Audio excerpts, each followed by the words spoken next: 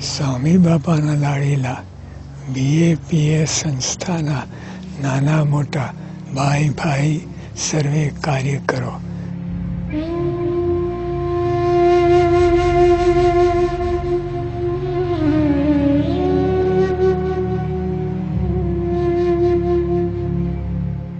હું તમને રોજ યાદ કરું છું અને આજે પણ યાદ કર્યા છે.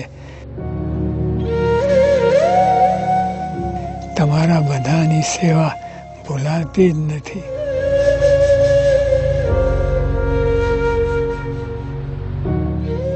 મારે મન તમે બધા પણ પ્રમુખ સાંઈ મહારાજે રચેલા ભવ્ય અને દિવ્ય અક્ષરધામ જ છો, કારણ કે તમે અક્ષર પુરુષોત્તમના નિષ્ઠાવાન સત્સંગી છો, નિયમ ધર્મ પાળો છો અને સેવા કરો છો.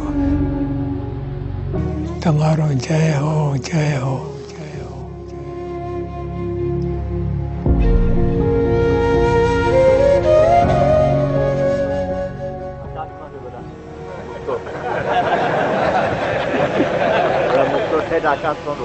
ડોક્ટર સ્વામી કે પહેલી વાર મેં જોયું કે છે. ડોક્ટર સ્વામી કે આવું જિંદગીમાં પહેલી વાર જોયું કે છે, આવું દ્રશ્ય આટલા બધા એક સાથે. આપને જોઈને શું ભાવ થાય છે?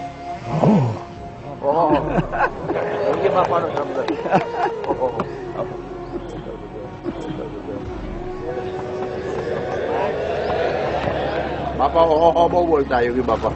ઓહો ઓહો પત્ર લગા તો ઓહો ત્યાંથી શરૂઆત થાય.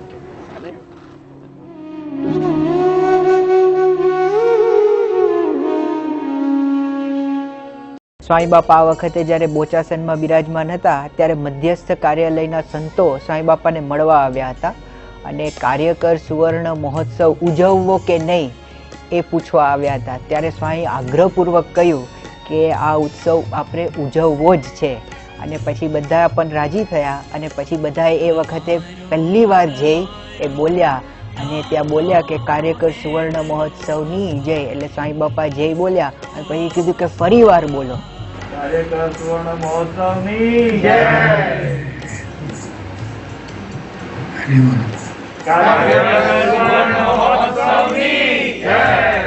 સ્વામીને જ્યારે પૂછ્યું કે આપ બે વાર કેમ બોલો છો ત્યારે સ્વામી બાપાએ કહ્યું કે આ બધા કાર્યકરોનો કેવો ભોગ છે અને કેટલી બધી મુશ્કેલીમાં આ કાર્યકરો સેવા કરે છે, એટલે એ વિચારીને હું આ કાર્યકર સુવર્ણ મહોત્સવની જય એ બે વાર બોલું છું.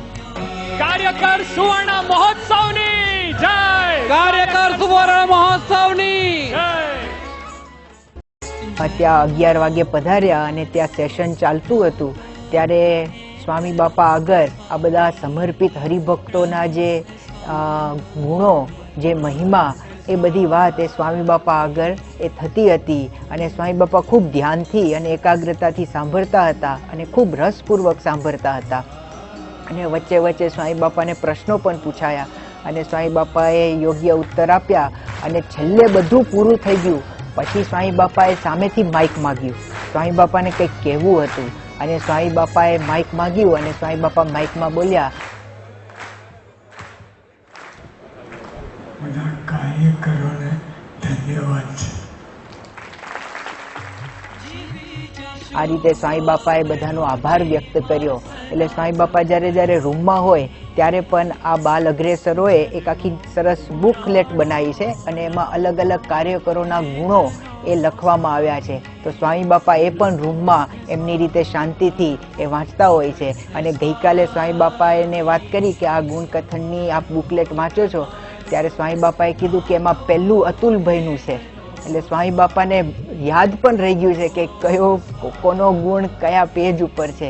એટલે આ રીતે સ્વામી બાપા એ રૂમમાં પણ આ રીતે ગુણ કથન એ જે લખેલા છે એ સ્વામી બાપા વાંચે છે.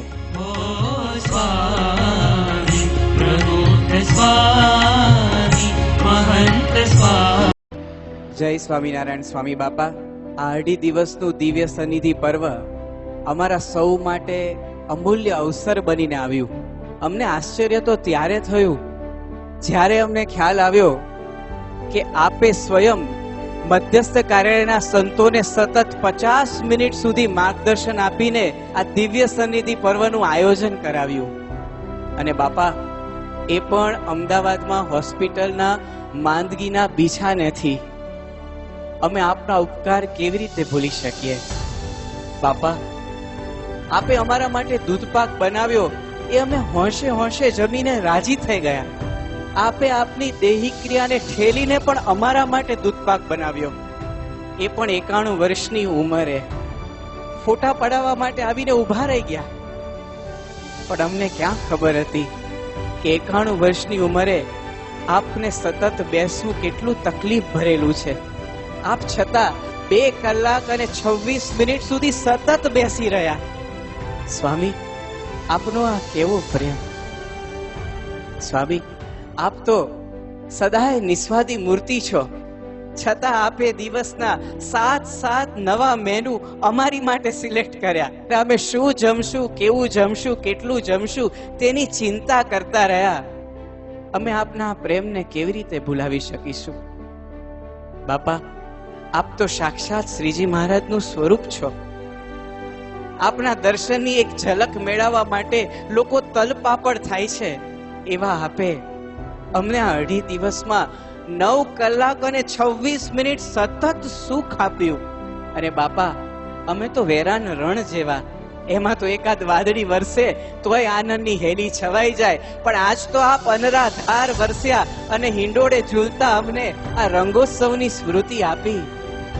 અમે આપના ઉપકાર કેવી રીતે ભૂલી શકીશું? બાપા, આપે અમને બ્રહ્મધામનો કોલ આપ્યો અમારા મોક્ષ માટે. આપનું સ્વરૂપ ઓળખાવ્યું અમારા મોક્ષ માટે. આ 2.5 દિવસ આપ માત્ર ને માત્ર અમારા થઈને રહ્યા છો. બાપા, સ્વામી, હવે આજે અમે વિદાય લઈ રહ્યા છીએ, ત્યારે આપને એક જ પ્રાર્થના કરીએ કે આવા ને આવા અમને દર્શન દેતા રહેજો, ને આવું અમને સુખ આપતા રહેજો. આ વખતેના શિબિરમાં મૌન સ્વામી મહારાજે જે અમારા હૃદયને સ્પર્શ્યા છે, જે અમને લાભ મળ્યો છે, ન ભૂતો ન ભવિષ્ય. ખરેખર હું સ્વામી બાપાને ખૂબ ખૂબ આભારી છું. દિવસ દરમિયાનના 7 મેનુ બાપાએ ડિસાઈડ કર્યા છે. એક માતા બનીને આપે અમને આ લાભ આપ્યો છે. બાપાએ 1700 કાર્યકરોની ઝીણામાં ઝીણી નોંધ લીધી છે. એટલે ખરેખર એ આજીવનની સ્મૃતિનું એક ભાથું બંધાઈ ગયું છે. અને મારી અને સ્વામીની જે 4 આંખો ભેગી થાય, અદ્ભુત સુખ. લબ્યાને તો વર્ણવી જ નથી શકાતો. એમ જ થયું કે સાક્ષાત શ્રીજી મહારાજ આપણી સાથે છે. તમે કલ્પનાની અંદર ક્યારે વિચાર નતો કર્યો કે અમને આ લાભ મળે. પરંતુ આ શિબિરનું વર્ણન કરી શકાય એવું જ નથી.